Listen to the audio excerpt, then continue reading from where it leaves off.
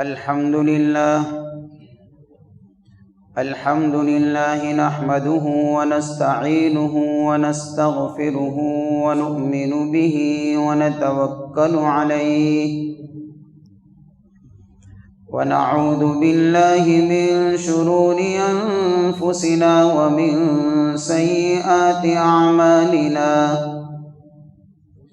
من يهده الله فلا مضل له ومن يضلله فلا هادي له ونشهد أن لا إله إلا الله وحده لا شريك له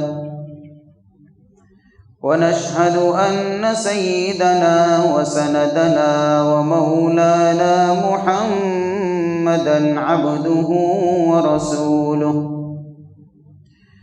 صلى الله تعالى عليه وعلى آله وأصحابه أجمعين أما بعد فأعوذ بالله من الشيطان الرجيم بسم الله الرحمن الرحيم ولا تحسبن الله غافلا عما يعمل الظالمون إنما يؤخرهم ليوم تشخص فيه الأبصار وقال الله تعالى في موضع آخر سبحان الذي أسرى بعبده ليلا من المسجد الحرام إلى المسجد الأقصى الذي باركنا حوله لنريه من آياتنا قال النبي صلى الله عليه وسلم اتق دعوة المظلوم فإنه ليس بينها وبين الله حجاب أو كما قال عليه الصلاة والسلام صدق الله مولانا العظيم وصدق رسوله النبي الكريم ونحن على ذلك لمن الشاهدين والشاكرين والحمد لله رب العالمين. درود شریف پڑھ لے گئے. اللهم صل على سيدنا محمد النبي الأمي وعلى آله وبارك وسلم. اللهم صل على سيدنا محمد النبي الأمي وعلى آله وبارك وسلم. اللهم صل على سيدنا محمد النبي الأمي وعلى آله وبارك وسلم.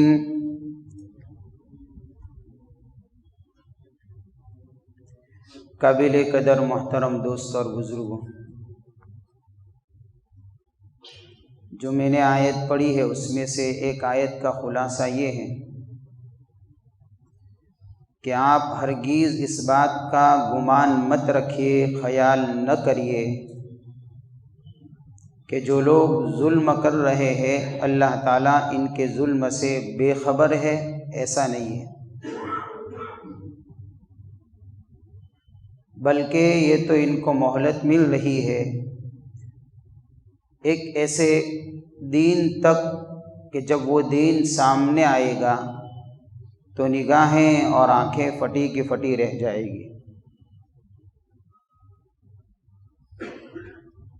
اس آیت کے اندر اللہ تعالیٰ نے ظالموں کو باخبر کیا ہے کہ وہ اپنے ظلم سے باز آ جائے. جہاں اور گناہ ہیں ان گناہوں میں سے ایک گناہ ظلم کا ہے جو انتہائی خطرناک ہے. ظلم کرنے والے اقتدار اور طاقت کے نشے میں ہوتے ہیں، کمزوروں پر ظلم کرتے ہیں. فوج اور قوت کا نشہ ہوتا ہے، کمزوروں پر اور بے بسوں پر ظلم کرتے ہیں. اور ایسا سمجھتے ہیں اپنے غلط خیالات کے اندر اس بات کو گویا کہ لاتے ہیں کہ ہم لوگ اتنے پاورفل ہیں کہ ہمیں کوئی جھکا نہیں سکتا۔ انسانی تاریخ کا اگر مطالعہ کریں گے تو ایسے بدمست اور بدکردار حکمران نظر آئیں گے جو اپنے ظلم کے نشے میں چور تھے اور وہ خیال کر رہے تھے یہ حکومتیں، یہ ساری کی ساری چیزیں، یہ دنیا کو فتح کرنا ہماری ایک ہتھیلی کا کام ہے۔ لیکن جب اللہ نے ان کی پکڑ فرمائی تو ایسی طریقے سے پکڑ کی ان کی کہ ان کا وہم و گمان بھی نہیں تھا، اور مظلوموں کے ذریعے سے ان کو ذلیل کیا اور پست کیا اور بدنام کیا، اور رہتی دنیا تک کے لیے اللہ نے ان کو عبرت کا نشان بنایا۔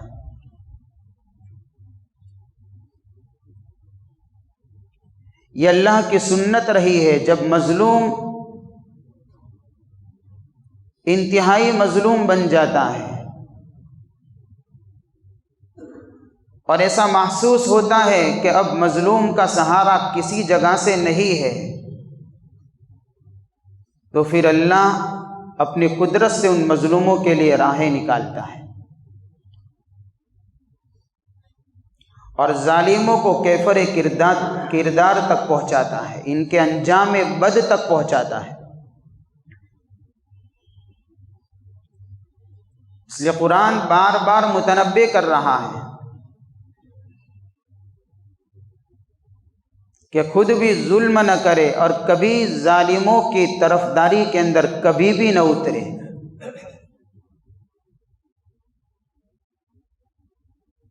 ہمیشہ آدمی مظلوم کو پہچاننے والا بنے،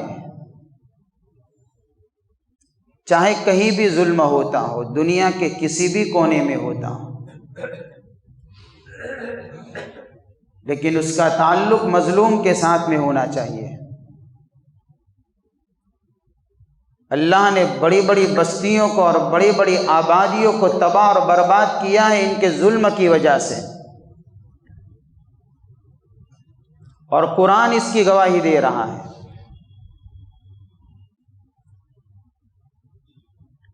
کہ جو یہ سمجھتے تھے کہ ہم کو کوئی تباہ نہیں کر سکتا، برباد نہیں کر سکتا، کوئی ہمارا نام و نشان نہیں مٹا سکتا، اللہ نے مٹا کے بتایا ہے۔ وَمَا كَانَ رَبُّكَ مُهْلِكِ الْقُرَىٰ إِلَّا وَأَهْلُهَا ظَالِمُونَ۔ اللہ فرماتے ہیں کہ بستی والوں کو اور وہاں کے رہنے والوں کو جو اللہ نے ہلاک کیا ہے وہ اس لیے ہلاک کیا ہے کہ وہاں کے رہنے والے ظالم بن چکے تھے۔ وَكَذَلِكَ أَخْذُ رَبِّكَ إِذَا أَخَذَ الْقُرَىٰ وَهِيَ ظَالِمَةٌ ان اخذہ علیم شدید۔ اسی طریقے سے اللہ پکڑتا ہے ظالموں کو، اور جب اللہ کی پکڑ آتی ہے تو اللہ کی پکڑ اتنی دردناک اور سخت ہوا کرتی ہے کہ اس ظالم کو پھر کوئی رب کی پکڑ سے چھڑا نہیں سکتا، بچا نہیں سکتا۔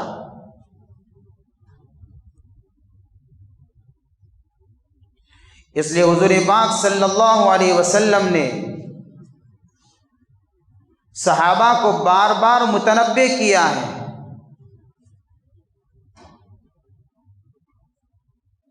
کہ ظلم کا ارتکاب ہرگز نہ کرے، اور کئی احادیث میں گویا کہ آپ علیہ الصلوۃ والسلام کی تعلیمات موجود ہیں۔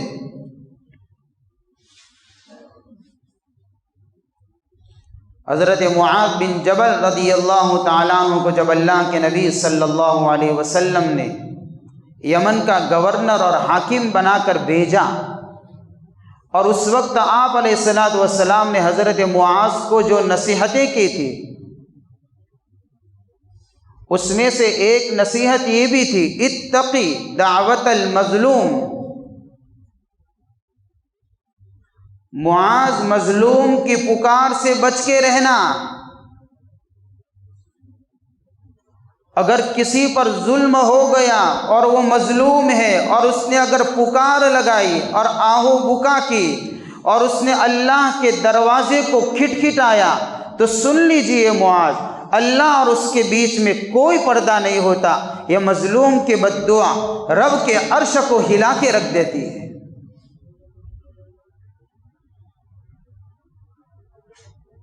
کوئی پردہ نہیں ہے بیچ میں۔ بلکہ ایک روایت میں تو یہاں تک آیا کہ مظلوم کی بد دعا سے بچیے، چاہے مظلوم کافر ہی کیوں نہ ہو۔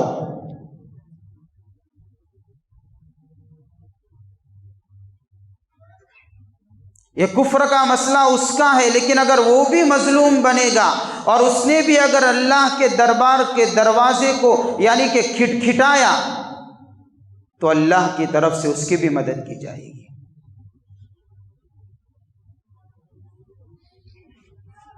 ظلم اتنا برا ہے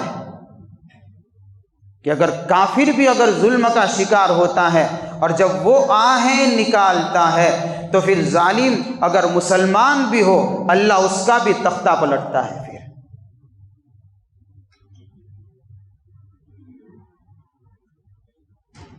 اس کے بھی تختے کو اللہ پلٹے گا، چاہے پکار لگانے والا مظلوم کافر ہی کیوں نہ ہو۔ بار بار ڈرایا ہے۔ چنانچہ ایک واقعہ آتا ہے کہ ایک آدمی مچھلی پکڑ کر جا رہا تھا، راستے میں کوئی اس کو مل گیا۔ میں بتانا چاہتا ہوں کہ ظلم کتنی بری چیز ہے، اس کا انجام دنیا میں بھی بھگتنا ہے، آخرت میں تو ہے ہی ہے۔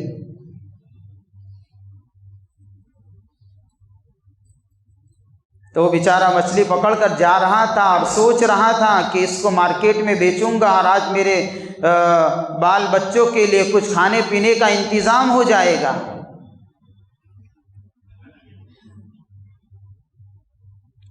لیکن اس کو پتہ نہیں تھا راستے میں ایک ظالم سے اس کی ملاقات ہوتی ہے۔ اس نے کہا کہ مچھلی بیچ دو، مجھے مچھلی دے دو۔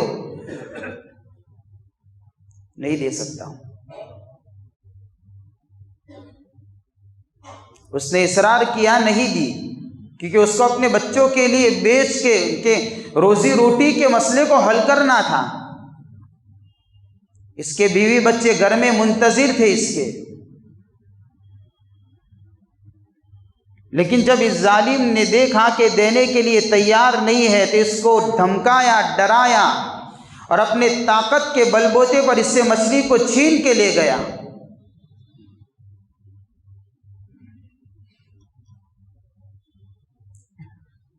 اس کے دل کی آہ نکل گئی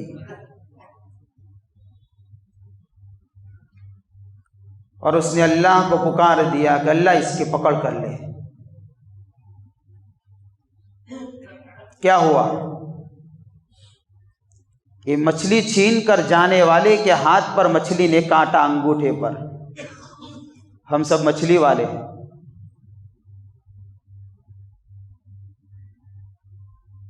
تو اس وقت تو پتہ نہیں چلا اس کو، لیکن بعد میں اس کے انگوٹھے پر کچھ زخم نکلا اور انگوٹھا سوج گیا اور درد اتنا ہوا کہ اس کے برداشت نہیں ہو رہا تھا۔ اس نے طبیب کے پاس جا کر علاج کروایا تو طبیب نے کہا کہ انگوٹھا اندر سے سڑ چکا ہے، اس کو کاٹنا پڑے گا۔ اگر یہ نہیں کاٹیں گے تو پورا ہاتھ سڑ جائے گا، کاٹ دیجیے۔ کیا کرتا؟ یہ مظلوم کی آہ ہے جو اس کا انگوٹھا کٹ رہا ہے، یہ بیماری نہیں ہے، یہ مظلوم کی بد دعا ہے۔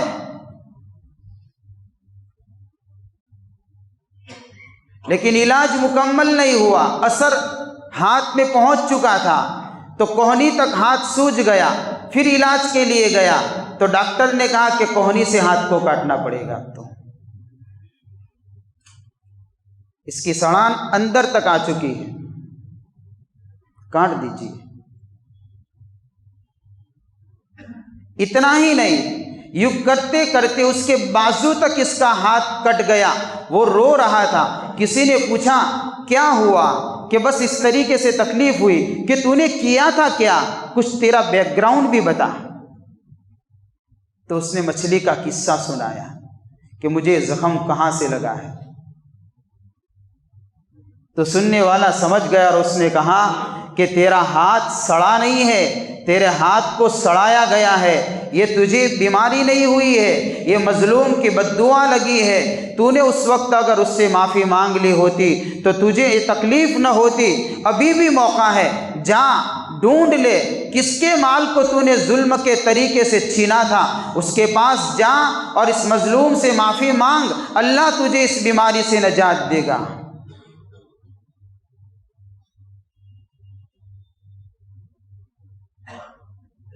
تلاش کے لیے نکلتا ہے، شہر میں اس آدمی سے ملاقات ہو جاتی ہے،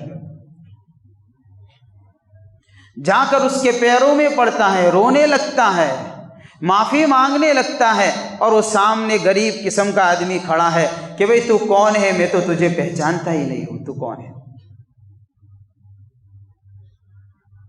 تو اس نے پوری داستان سنائی کہ میں کون ہوں اور تو کون ہے۔ وہ میں ہی مچھلی والا ہوں جس نے تیرے ہاتھ سے اس طریقے سے تیرے بچوں کا رزق چھینا تھا۔ مجھے اس وقت اپنی طاقت کا غرور تھا، تیری کمزوری کا غلط فائدہ اٹھاتے ہوئے میں نے تجھ پر یہ ظلم کیا ہے، مجھے معاف کر دے۔ یہ میرا کٹا ہوا ہاتھ یہ تیری بد دعا کا اثر ہے۔ میں عہد کرتا ہوں آج کے بعد نہ خود ظلم کروں گا اور نہ کسی ظالم کا ساتھ دوں گا، میں مجھے معاف کر دیجیے۔ اس نے کہا میں نے تجھے معاف کر دیا، لیکن اس نے جو ہاتھ کٹا ہوا تھا اس سے پوچھا کہ آخر جب میں نے تجھ سے مچھلی چھینی اس وقت تو نے کچھ کہا تھا؟ کہ کہا تو کچھ بھی نہیں تھا، میرے بیوی بچے گھر میں منتظر تھے، کھانے کا انتظام نہیں تھا، یہ تھوڑا سا انتظام ہوا تھا، تو نے میرے ہاتھ سے جب چھین لیا تو میرے دل میں سے وہ آہ نکلی تھی کہ پتہ نہیں یہی آہ اللہ کے عرش سے ٹکرائی ہے جس نے تیرے ہاتھ کو کاٹا ہے۔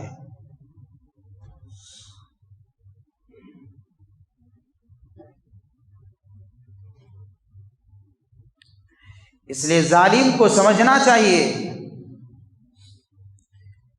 کہ مجبور اور بے کس سمجھ کر کسی قوم کے اوپر، کسی روئے زمین پر بسنے والے لوگوں کے اوپر ہرگز ظلم نہ کرے اور اپنے طاقت کے نشے میں نہ آئے۔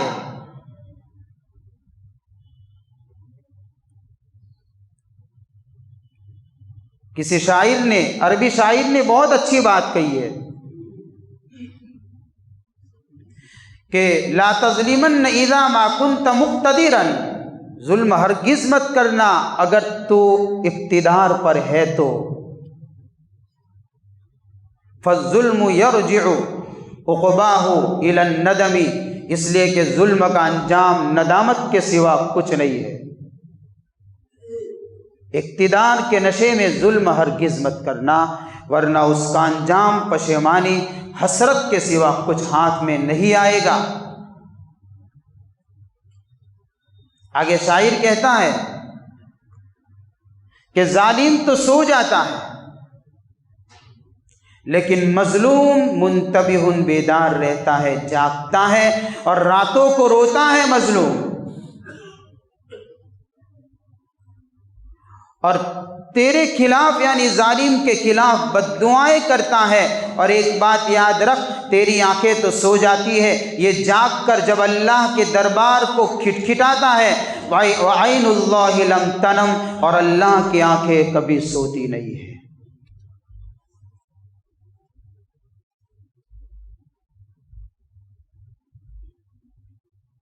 یہ ظلم ہے میرے بھائی کہ جس کا جواب اللہ کی طرف سے دیا جاتا ہے۔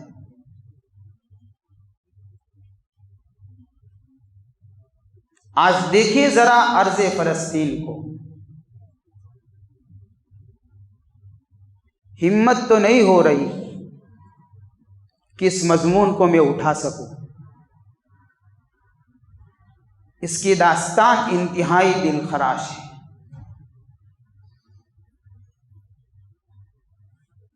قوت برداشت سے باہر ہے۔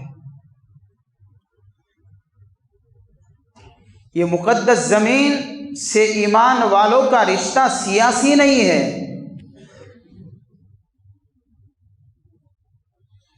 اس سرزمین سے اور مسجد اقصی جس زمین پر موجود ہے یہ بیت المقدس، وہاں سے ایمان والوں کا رشتہ ایمانی ہے، سیاسی نہیں ہے۔ یہ ایمان کا رشتہ ہے۔ جتنی قربانیاں دی جا رہی ہے یہ ایمان کا رشتہ ہے۔ اللہ نے اس سرزمین کو بابرکت بتایا ہے۔ قرآن کہتا ہے سبحان الذی اسری بعبدہ لیلا من المسجد الحرام الی المسجد الاقصی الذی بارکنا حولہ لنریہ من آیاتنا۔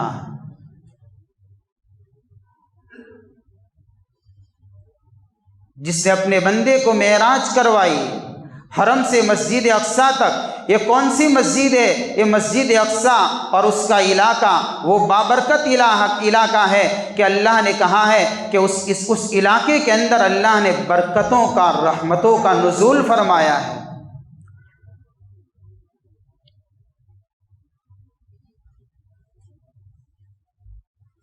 یا القدس کہیے یا بیت المقدس کہیے یا مقدس کہیے یا یروشلم کہیے،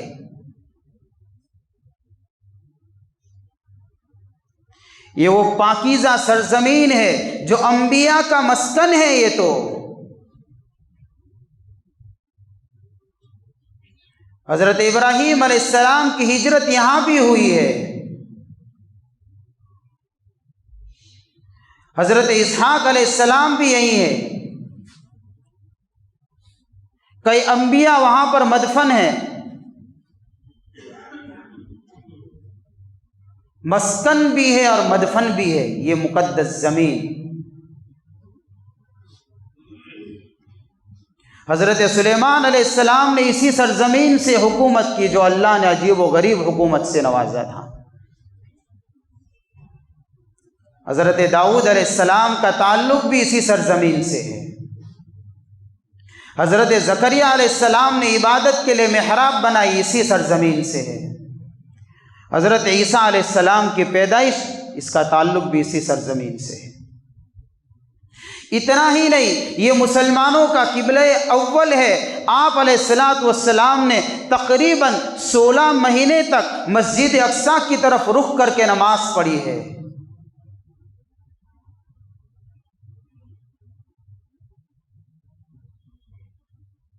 برکتیں ہیں وہاں، تو رحمتیں ہیں۔ اللہ نے بہت کچھ اس سرزمین کو یعنی عطا کر کے اس کو نوازا ہے۔ اس لیے مکہ اور مدینہ کے دونوں حرم کے بعد تیسرے نمبر پر جو اگر مسجد آتی ہے یہی مسجد اقصی ہے۔ اس کی نیت سے سفر کرنا باعث اجر و ثواب ہے۔ وہاں ایک نماز پڑھنے کا ثواب 500 گنا نماز کے برابر ہے۔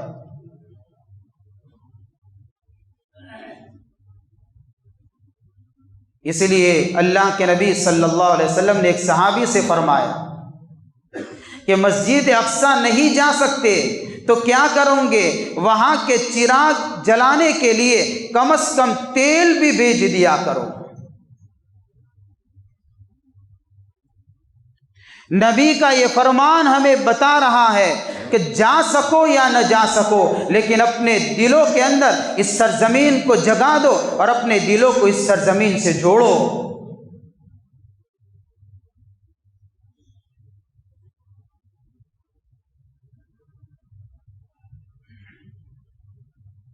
جہاں پر آج فلسطین کے ٹکڑے کر دیے، اس ملک کو تباہ اور برباد کرنے کے لیے اسرائیل اپنے ناپاک منصوبوں کے ساتھ میں لگا ہوا ہے۔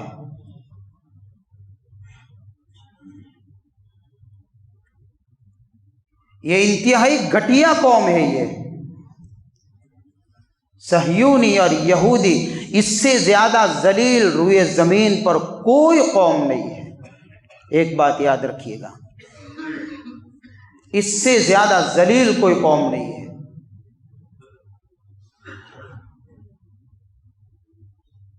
یہ وہ قوم ہے جس نے انبیاء کو بھی نہیں چھوڑا، انبیاء کی قاتل قوم ہے یہ۔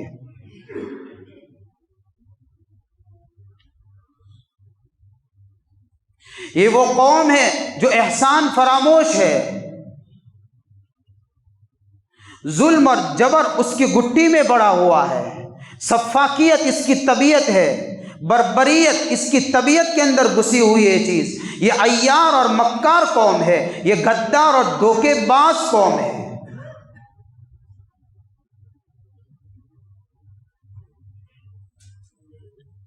اتنی ذلیل قوم ہے کہ اس قوم کو اس سے پہلے کئی لوگوں نے نکالا ہے اور مارا ہے۔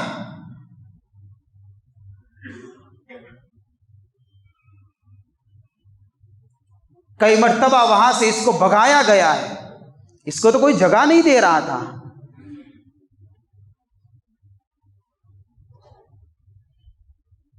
اور آج جو وہاں جگہ ملی ہے وہ جگہ جائز نہیں ہے، ناجائز غاصب ہے یہ قوم، ہڑپ کر کے لیے زمین کو۔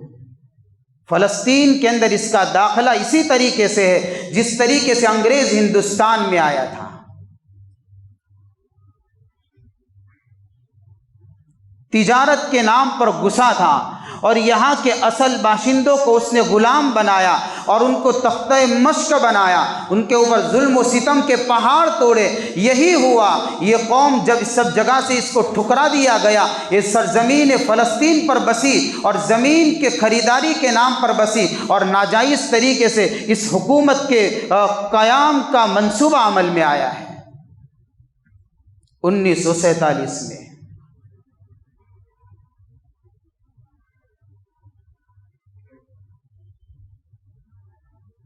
اور اس کی بربریت، اس کی لالچ، اس کی غداری، ایک کہانی سنا دوں کہ کیسی ذلیل قوم ہوگی یہ۔ کسی نے ہٹلر سے پوچھا کہ تجھے یہود سے اتنی نفرت کیوں ہے؟ تو اس نے کہا کل آئیں گے، کل جواب دے دوں گا، میرے ساتھ میں بازار چلنا ہے آپ کو۔ کہ ٹھیک ہے۔ دوسرے دن وہ آیا، ہٹلر نے اپنا بیس بدل دیا کہ چلیے چلتے۔ ایک یہودی کی دکان پر گیا ہٹلر اپنے دوست کو لے کر اور اس کو کہا کہ ایک کپ چاہیے، خریدنا ہے، یعنی کپ۔ تو دکان یہودی کی تھی، وہ کپ لے کر آیا، انتہائی اچھا کپ تھا۔ اس نے بھی تعریف کی، ہٹلر نے بھی۔ قیمت پوچھی کہ قیمت بھی ٹھیک تھی۔ اس نے اپنے دوست سے کہا کہ صرف دیکھنا ہے کہ مجھے اس سے نفرت کیوں ہے، صرف دیکھنا ہے۔ تو اس نے کہا کہ اس کے پکڑنے کی جو گنڈی ہوتی ہے جس کے ذریعے سے کپ پکڑا جاتا ہے، کہ تو بائیں ہاتھ کی طرف ہے، داہنے ہاتھ کی طرف ہو تو ایسے نکالو نا، ایسا کوئی کپ۔ اس یہودی نے ٹیبل پر سے کپ اٹھا لیا، اندر گیا، دوسرا لے کر آیا، گھما کے رکھ دیا۔ اس کو بھی گھما سکتا تھا۔ قیمت پوچھی کہ بھئی کیا ہے، کہ پہلے کپ سے دگنی قیمت بتا دی۔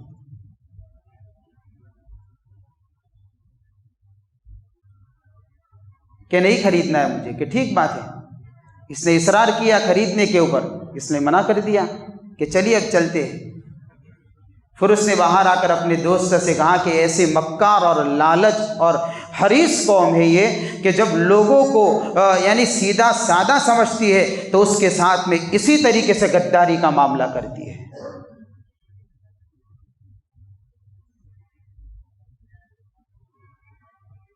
وہ کر سکتا تھا کہ اسی کپ کو گھما دیتا، تو وہ کہہ سکتا تھا بھائی اس کو دونوں ہاتھ سے پکڑ سکتے ہیں،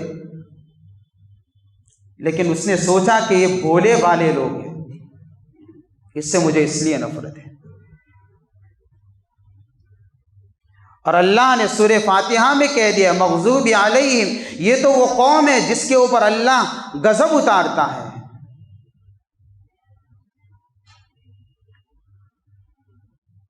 جس نے اللہ کی نعمتوں کو ٹھکرا دیا۔ اللہ نے من اور سلوہ کھلایا، پھر بھی اس نے ٹھکرایا۔ اور اتنے سخت بن گئے لوگ، اور ابھی بھی ہے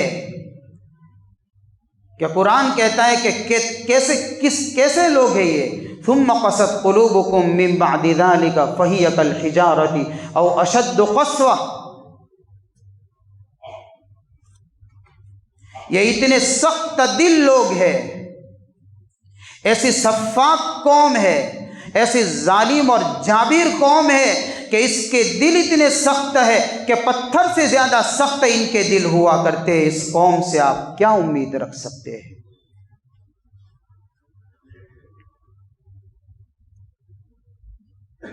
کیا رکھیں گے اس سے امید؟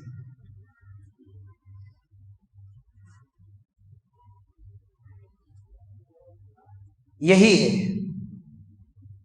یہی وہ قوم ہے جس کے بارے میں قرآن کہتا ہے کہ بڑی سخت دل ہے، انتم قوم جاہلون۔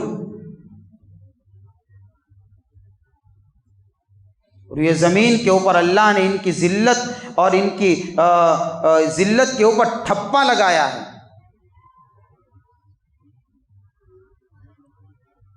علیہم الذلۃ والمسکنہ کہا ہے،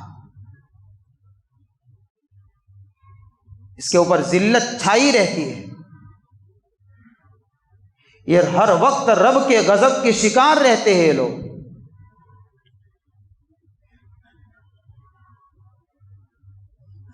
اسی قوم نے ارض مقدس پر بسنے والے مسلمانوں کے اوپر ظلم و ستم کے پہاڑ توڑے ہیں۔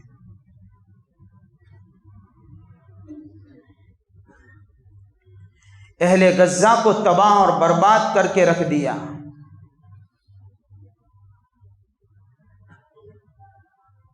عجیب و غریب وہاں کی داستانیں ہیں۔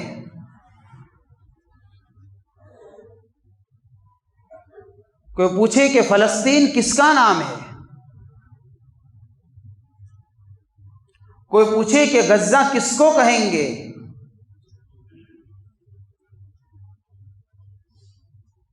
تو اس طریقے سے اس کی کچھ شکل بن کر ابھی سامنے آتی ہے کہ غزہ تڑپتی لاشوں کا نام ہے، غزہ ماں کی ممتاؤں کی چیخ و پکار کا نام ہے، غزہ معصوم کلیوں کے کھلنے سے پہلے ہی مرجھا جانے کا نام ہے، غزہ بلند و بالا عمارتوں کے کھنڈرات کا نام ہے، غزہ بہتی خون کی ندیوں کا نام ہے، غزہ اجڑے دیار کا نام ہے، غزہ ایسے اس مظلوم بستی کا نام ہے کہ جس کو اگر جیل کہا جائے تو کوئی غلط نہیں ہوگا۔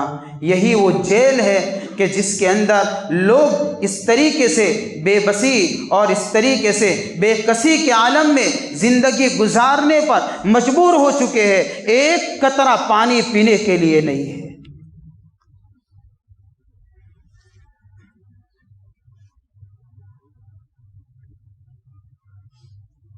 معصوم بچوں کی لاشوں کو اٹھایا ہے اس نے۔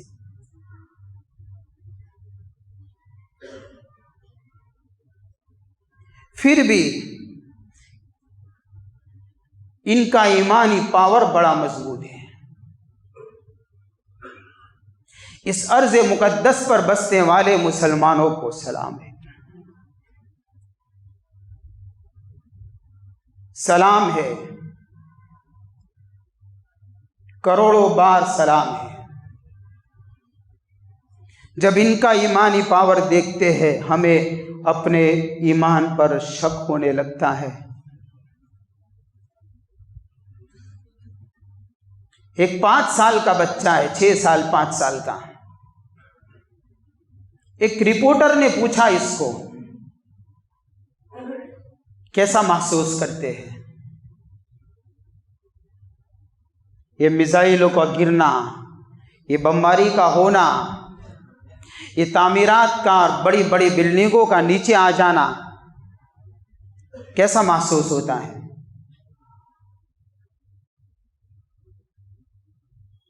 اس نے کہا خوف نہیں لگتا ہے۔ 5 سے 6 سال کا بچہ ہے، خوف نہیں لگتا ہے، اس لیے کہ اللہ ہم کو آزماتا ہے، ہم مسلمان ہیں، اللہ دیکھنا چاہتا ہے کہ ہمارا ایمانی پاور کیسا ہے۔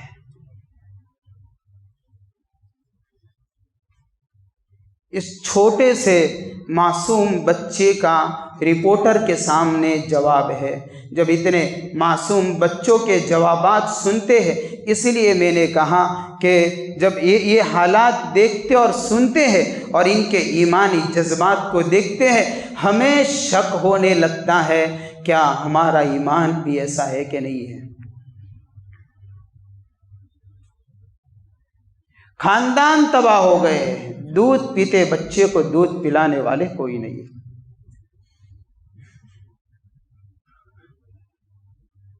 یہ کہاں تک سنائی جائے گی یہ داستانیں؟ غزہ کے غم تو اتنے ہیں کہ جو اوراق کے اوپر نہیں آ سکتے ہیں، غزہ کی چیخ و پکار تو وہ ہے جو ہمارے کان نہیں سن سکتے۔ ہر وقت ایک عجیب و غریب سما بنا ہوا ہے۔ ایک آدمی ٹافی بانٹ رہا تھا، اسی ارض مقدس کا واقعہ ہے۔ رپورٹر نے پوچھا کس خوشی میں؟ کہ اس خوشی میں بانٹ رہا ہوں، میرا پورا خاندان شہید ہو چکا ہے، مجھے یقین ہے میرے بچے اور میرا خاندان میرا جنت میں انتظار کرتے ہیں۔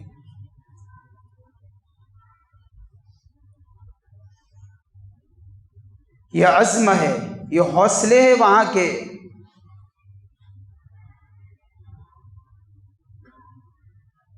شہادت کے اوپر خوش ہو رہا ہے۔ نہیں بچا کوئی بھی، ایسا بھی نہیں ایک بچا، کوئی بھی نہیں بچا، پورا خاندان میرا شہید ہے اور مجھے خوشی ہے میرے بچے میرا جنت میں انتظار۔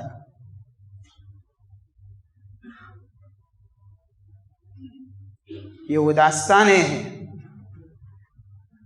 بعض باتیں میرے اندر ہمت نہیں ہے کہ آپ کے سامنے رکھ سکوں۔ سیریا کے اندر ایک مسجد میں ان مظلوموں کے لیے فنڈ جمع کیا جا رہا تھا۔ کل کی تازہ رپورٹ ہے یہ۔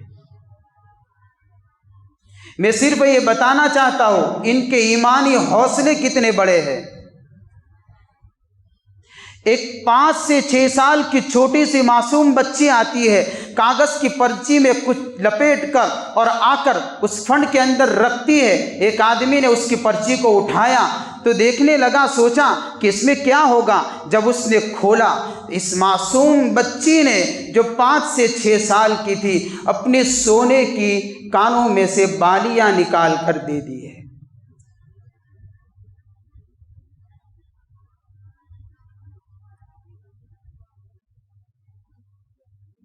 ہمارے نوجوان تو ٹک ٹاک پر لگے ہوئے ہیں،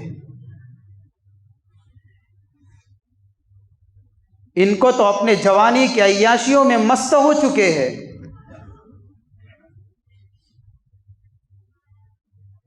وہاں کے معصوموں کی داستانیں ہیں۔ اجتماعی قبریں کھودی گئی تھی ایک جگہ کے اوپر، 7، 8، 9 سال، 6 سال، 5 سال کے بچے کھیل رہے تھے اور کھیلتے کھیلتے کہہ رہے ہمیں خوشی ہے، یہ قبر ہمارے لیے، ہم اس لیے کھیلتے، کل ہمارا جنازہ آئے گا،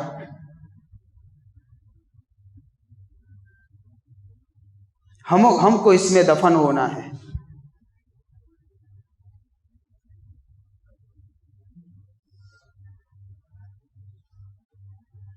یہ اہل غزہ ہے، یہ اہل فلسطین ہے جن کا ایمان اتنا پاورفل ہے۔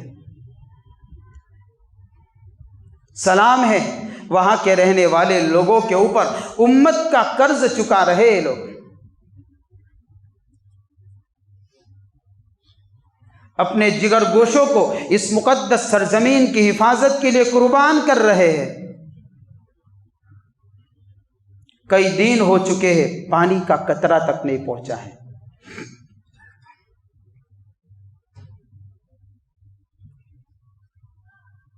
ہم کیا کریں گے؟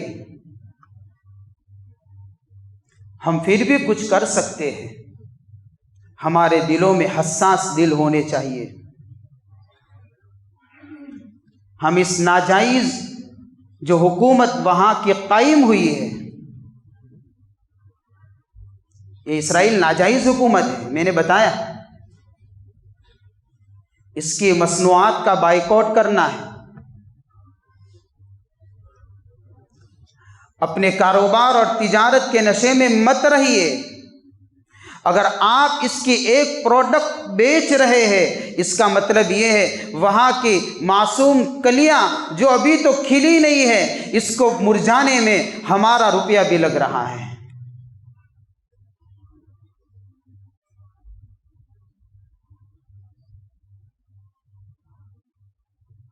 آج برانڈ کے نام پر اچھی چیزیں پہننا اور اچھی چیزیں کھانا اور اچھے ٹھنڈے اور مشروبات پینا، اور یہ چند دنوں کے لیے نہیں کہہ رہا ہوں، میری تو گزارش ہے ہمیشہ کے لیے۔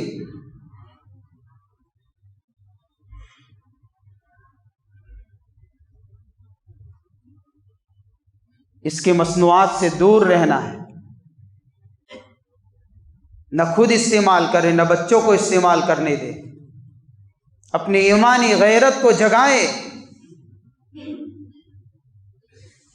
جہاں کے بچوں کے یہ جذبات یہ حوصلے ہیں،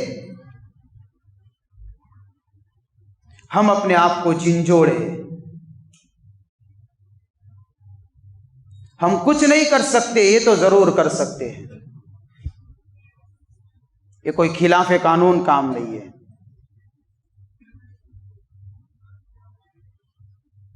2 رکعت نماز پڑھیے، ہر روز پڑھیے 2 رکعت نماز، اور اللہ کے سامنے رو کر دعا کیجئے۔ وہاں کی تڑپتی لاشوں کو یاد کیجئے، وہاں کے معصوم بچوں کے لیے دعائیں کیجئے، وہاں کی ماں کی ممتاؤں کے لیے رونا سیکھ جائیے۔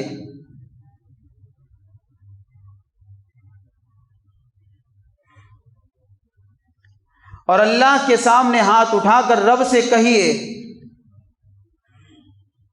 کہ اللہ میرے بس میں اتنا تھا، میں رو رہا ہوں، یہ پکار میں تیرے دروازے تک پہنچاتا ہوں، اے اللہ تو کوئی راستہ کھول دے۔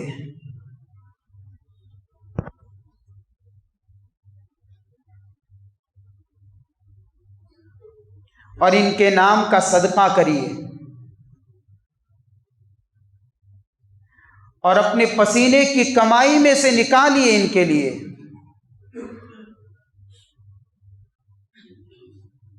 کہ اللہ صدقات کی برکت سے اور دعاؤں کی برکت سے کس کی آہ ٹکرائے، اور اللہ تعالیٰ وہاں کے لوگوں کے لیے پھر وہ آسانیاں پیدا کرے۔ اور یقیناً ان کے لیے آسانیاں ہے، ان کے قربانیاں رائے گا نہیں جائے گی، یہ یقین ہے اس پر۔ تو ان کے قربانی کے نتیجے میں اللہ ان کو کامیاب کرے گا، اور یہ کامیابی ان کے قدم چومے گی،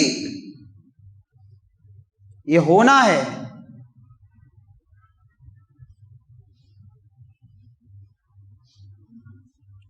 لیکن ہمارا بھی فریضہ بنتا ہے کہ ہم بھی ان کے لیے دعائیں کریں، یاد کریں، ارض مقدس کی برکتوں کو سمجھنے کی کوشش کریں، اور اپنے آپ کو اور اپنے دلوں کو اس پاکیزہ سرزمین سے جوڑے رکھیے۔